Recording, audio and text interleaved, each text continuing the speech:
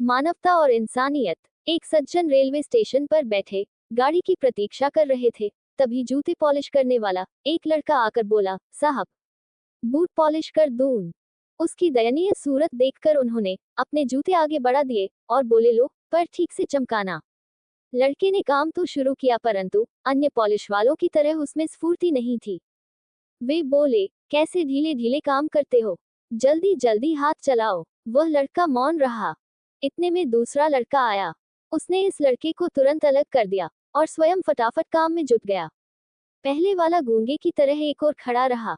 दूसरे ने जूते चमका दिए, पैसे किसे देने हैं? इस पर विचार करते हुए उन्होंने जेब में हाथ डाला। उन्हें लगा कि अब इन दोनों में पैसों के लिए झगड़ा या मारपीट होगी। फिर उन्होंने सोचा, जिसने काम किया उसे ही दाम मिलना चाहिए। इसलिए उन्होंने बाद में आने वाले लड़के को पैसे दे दिए। उसने पैसे ले तो लिए, परंतु पहले वाले लड़के की हथेली पर रख दिए।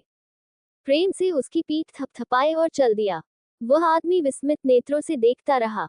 उसने लड़के को तुरंत वापस बुलाया और पूछा, यह क्या चक्कर है?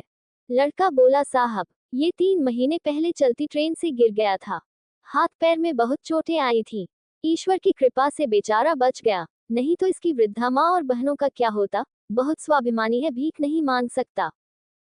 फिर थोड़ा रुककर वह बोला, साहब, यहाँ जूते पॉलिश करने वालों का हमारा समूह है और उसमें एक देवता जैसे हम सबके प्यारे चाचा जी हैं, जिन्हें सब सत्संगी चाचा जी कहकर पुकारते हैं। वे सत्संग में जाते हैं और हमें भी सत्संग की बातें बताते रहते हैं। उन्होंने ही ये सुझाव रखा कि साथियों, अब ये पहले की तरह स्फूर्ति से काम नहीं कर सकता तो क्या हुआ? ईश्वर ने हम सबको अपने साथी के प्रति सक्रिय हित, त्याग भावना, स्नेह, सहानुभूति और एकत्व का भाव प्रकट करने का एक अवसर दिया है।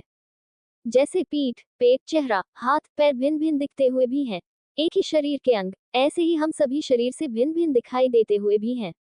एक ही आत्मा, हम सब एक हैं। स्टेशन पर रहने वाले हम सब साथियों ने मिलकर तय किया कि हम अपनी एक जोड़ी जूते पॉलिश करने की आय प्रतिदिन इसे दिया करेंगे और जरूरत पड़ने पर इसके काम में सहायता भी करेंगे।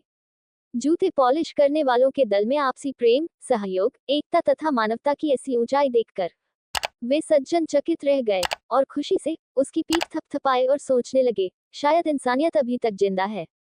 दोस्तों, इस कहानी से हमें सीख मिलती है, हमें भी अपनी इंसानियत नहीं भूलनी चाहिए। धन्यवाद।